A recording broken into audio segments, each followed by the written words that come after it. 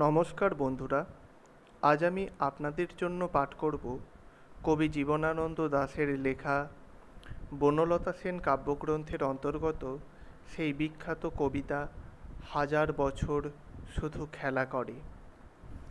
আমি এই কবিতাটির বিশ্লেষণী পাঠ এবং কবিতাটির পাঠের মধ্য দিয়ে আপনাদের সামনে সম্পূর্ণ বিষয়টি উপস্থাপনের চেষ্টা করব এবং অবশ্যই শেষ অংশে আমি কবিতার স্বল্পাকারে ব্যাখ্যা করার চেষ্টা করব, যাতে কাব্যগ্রন্থ ধরে কোনো প্রশ্ন এলে সেখানে শুধু সেই অংশটুকু লেখা যায়।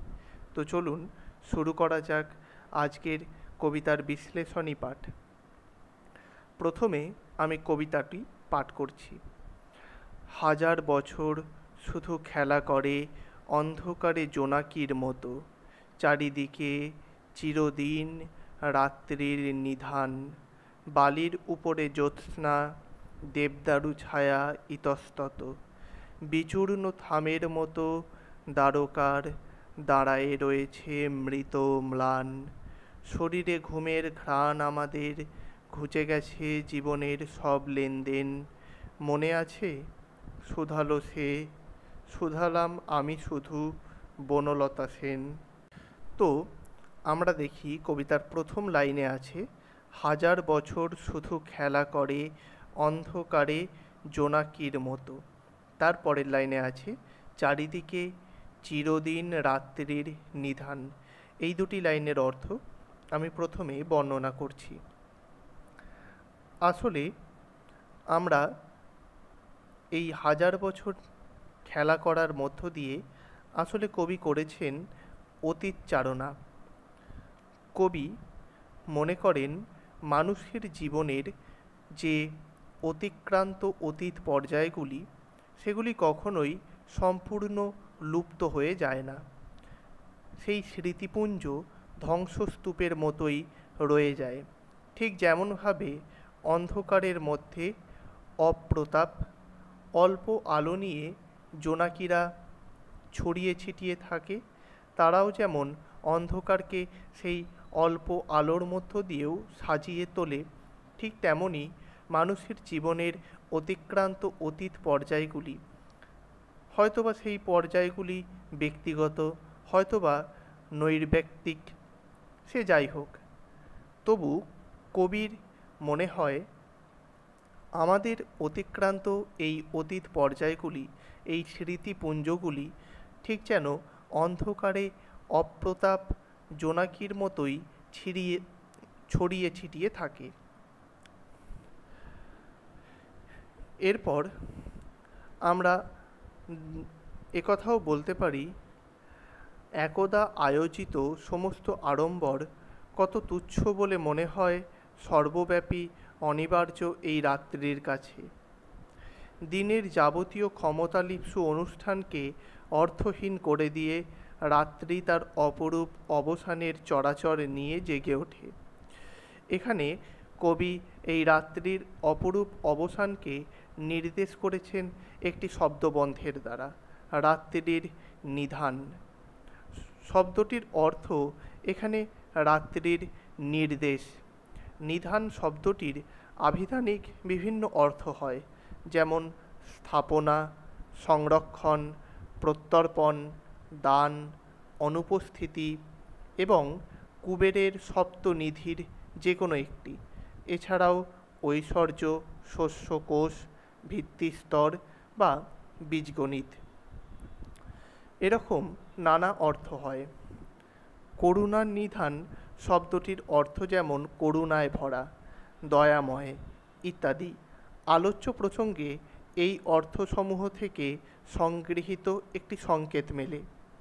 চারিদিকে আবহমান কাল ধরে রাত্রির নির্দেশ জারি করবার অধিকার অমোঘ রূপে সক্রিয়। দিন কখনোই সেই বিরাটত্ব অর্জন করতে পারে না, রাত্রির পক্ষে যা সম্ভব। আমাদের বহুমুখী কর্মোদ্যমের ধ্বংসরাশির উপরে রাত্রির বাৎসল্য ছড়িয়ে থাকে, ঠিক যেমন বালির উপরে জ্যোৎস্নার ব্যঞ্জনা। সেই জন্যই কবি লিখছেন, বালির উপরে জ্যোৎস্না, দেবদারু ছায়া ইতস্তত। এই যে কবি লিখলেন দেবদারু ছায়া ইতস্তত, এবং তার এই দেবদারু শব্দটির মধ্য দিয়ে কবি এই শব্দের অনুষঙ্গে অকস্মাৎ দ্বারকার শব্দটি ব্যবহার করেছেন। দেবদারু ছায়া ইতস্তত, এবং তার পরের লাইনেই কবি লিখছেন বিচূর্ণ থামের মতো দ্বারকার দাঁড়ায়ে রয়েছে মৃত ম্লান। আসলে দেবদারু গাছের ছায়াগুলি মনে হয় বিশাল প্রাসাদের রণধ্বস্ত স্তম্ভ। কুরুক্ষেত্র যুদ্ধের শেষে কৃষ্ণ ফিরেছিলেন দ্বারকায়। এই দ্বারকাই একদিন সমুদ্র শরীরে নীলীন হয়ে গিয়েছে। দ্বারকা এখানে কৃতকর্মা পুরুষের প্রতিষ্ঠা ভূমির প্রতীক। দ্বারকা এখানে কৃতকর্মা পুরুষের প্রতিষ্ঠা ভূমির প্রতীক, এবং একদিন যে কৃতি পুরুষের সকল প্রস্তুতি, শ্রম, স্থাপত্য নিরর্থক হয়ে যায়, জীবনানন্দের অনেক কবিতাতেই তার ইঙ্গিত আছে। একটি উদাহরণ দেওয়া যেতে পারে। কবি তার একটি কবিতায় বলছেন, তারা যুব, তারা মৃত, মৃত্যু অনেক পরিশ্রমের ফল।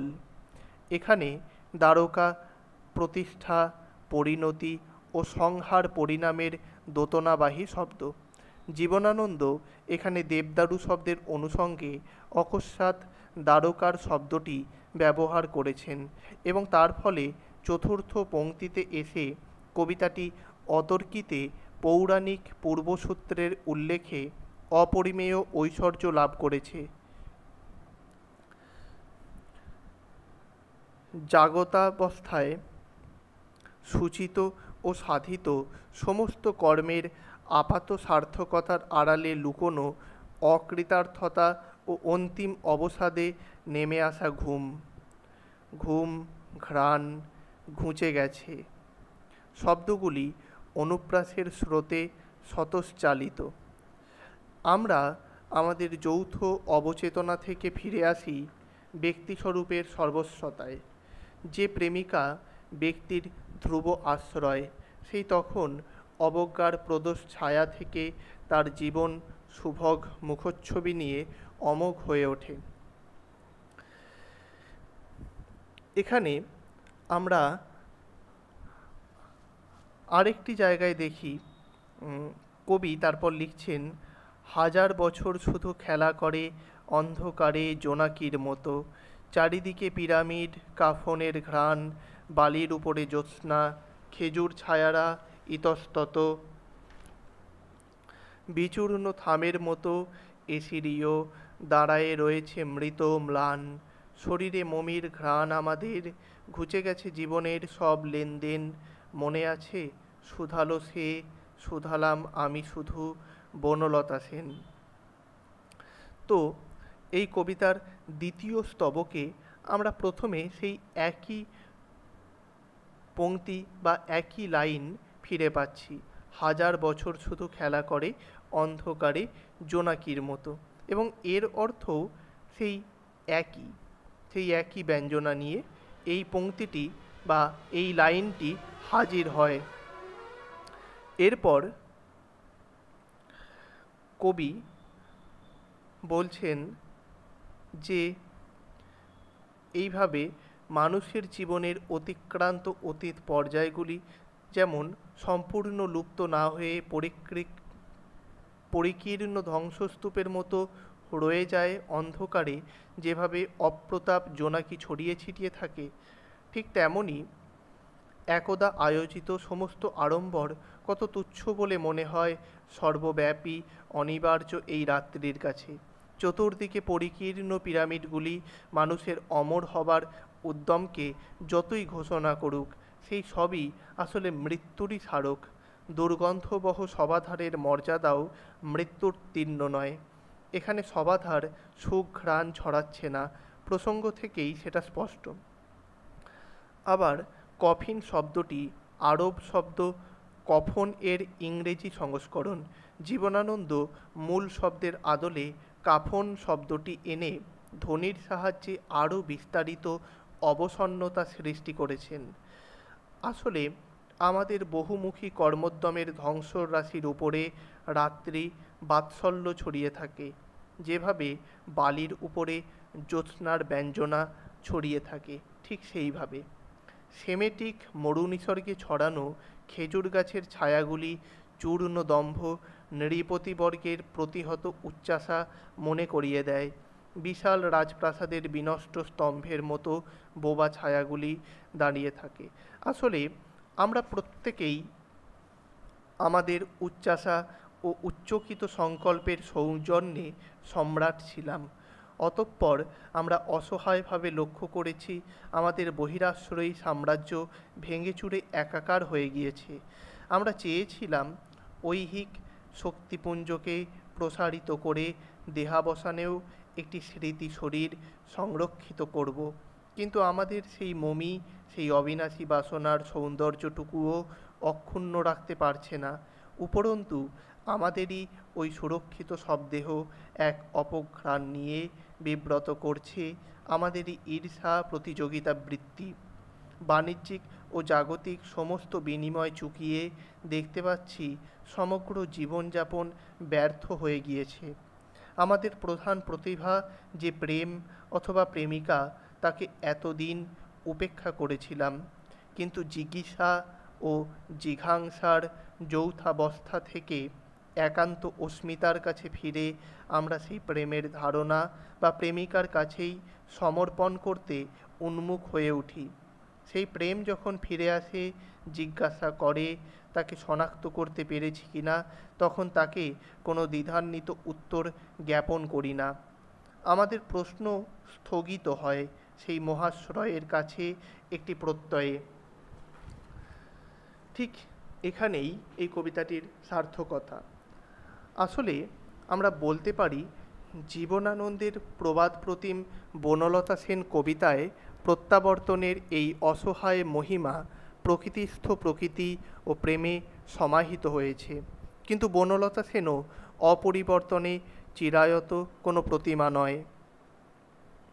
তাকেও সময় অভিজ্ঞতা ক্লান্ত করে। তা সত্ত্বেও ব্যক্তির সর্বশেষ আশ্রয় ব্যক্তি হৃদয়, নির্বিকল্প হৃদয়ের নিদর্শন জীবনানন্দের নানা কবিতায় দেখতে পাই। কিন্তু এই দুটি কবিতায় ওই বোধ বিশেষ প্রবল। প্রথম ব্যাখ্যাত কবিতাটির পরিবেশ প্রাচীন ভারতবর্ষ,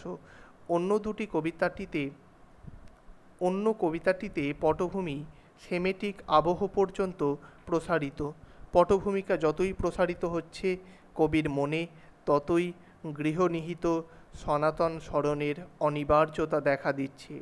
অন্ধকারে এই শরণাগতি দেশগত ও কালগত পরিব্রজনের শেষে গচ্ছিত, অথচ ঈষৎ ক্ষয়প্রাপ্ত পরমতার কাছে প্রত্যাগমন। দুটি কবিতায় তারই অনিমা সিদ্ধি। যদি কাব্যগ্রন্থ ধরে প্রশ্ন আসে, তাহলে এই অংশটুকু লিখলেই হবে। আমি এই অংশটুকু আবার পড়ছি। জীবনানন্দের প্রবাদ প্রতিম বনলতা সেন কবিতায় প্রত্যাবর্তনের এই অসহায় মহিমা প্রকৃতিস্থ প্রকৃতি ও প্রেমে সমাহিত হয়েছে।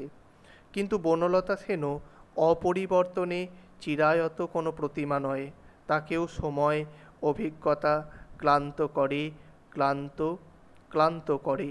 তা সত্ত্বেও ব্যক্তির সর্বশেষ আশ্রয় ব্যক্তি হৃদয়, নির্বিকল্প হৃদয়ের নিদর্শন জীবনানন্দের নানা কবিতায় দেখতে পাই। কিন্তু এই দুটি কবিতায়, অর্থাৎ বনলতা সেন এবং হাজার বছর শুধু খেলা করে, এই দুটি কবিতায় ওই বোধ বিশেষ প্রবল। প্রথমে ব্যাখ্যাত কবিতাটির পরিবেশ প্রাচীন ভারতবর্ষ, অন্য কবিতাটিতে পটভূমি সেমেটিক আবহ পর্যন্ত প্রসারিত। পটভূমিকা যতই প্রসারিত হচ্ছে, কবির মনে ততই গৃহনিহিত সনাতন স্মরণের অনিবার্যতা দেখা দিচ্ছে। অন্ধকারে এই শরণাগতি দেশগত ও ও কালগত পরিব্রজনের শেষে গচ্ছিত, অথচ ঈষৎ ক্ষয়প্রাপ্ত পরমতার কাছে প্রত্যাগমন। দুটি কবিতাতেই তারই অনিমা সিদ্ধি। আসলে এই কবিতার শেষে আমরা দুটি কবিতার তুলনায় এমন কথাও বলতে পারি যে কবিতা দুটির প্রত্যংশ সার্থক। অন্ধকারে জোনাকির মতো এবং বালির উপরে জ্যোৎস্না, দুটি ছবি পরস্পর বিসদৃশ। অন্ধকার বলতে আমাদের জ্যোৎস্না মনে পড়ে না, এবং জ্যোৎস্নায় জোনাকির আলো তীক্ষ্ণ বৈষম্যের কোনো সৌন্দর্য বহন করে আনে না। দুটি ছবিকে আলাদা করে নিলে এই সঙ্গতি দোষ চোখে পড়ে না। কখনো কখনো একই বর্ণের প্রয়োগে আশ্চর্য বিসঙ্গতি রচনা করা যায়। যেমন অস্থির গায়ে জ্যোৎস্না পড়েছে, যারা ছিল চলে গেছে, বুঝবে না দেখো রাত্রি করেছে। এটা অমিয় চক্রবর্তীর কবিতার কয়েকটি পংক্তি। একই রঙে পাশাপাশি ভীষণ ও শান্তকে আহ্নিত করার ইচ্ছা এক্ষেত্রে জীবনানন্দের ছিল না। অতিশয় মৃদু রঙের কাজ অল্প একটু জায়গায় করতে চেয়েছিলেন বলেই এই স্বল্পাক্ষর কবিতার পক্ষে এরকম সঙ্গতি দোষ মারাত্মক হতে পারত। কিন্তু প্রথম লাইন থেকেই মন্ত্র দুলে উঠেছে এবং ছবিগুলি সেই মন্ত্রের দ্বারা নিয়ন্ত্রিত। দুটি কবিতাই চিত্র নির্ভর, মন্ত্র নির্ভর নয়। দুটি কবিতাই চিত্র নির্ভর নয়, মন্ত্র নির্ভর। একটি কবিতা আরেকটি কবিতা থেকে জন্ম নিয়ে কীরকম আত্মপ্রভ হতে পারে, দুটি কবিতার তুলনায়নেই সেটা প্রমাণিত। তো বন্ধুরা, আজ এ পর্যন্তই। আপনারা দয়া করে চ্যানেলটি সাবস্ক্রাইব করে অবশ্যই পাশের বেল আইকনটি প্রেস করে রাখবেন, যাতে পরবর্তী পর্বগুলি প্রকাশ করার সাথে সাথেই আমরা আপনাদের কাছে পৌঁছে যেতে পারি। ধন্যবাদ।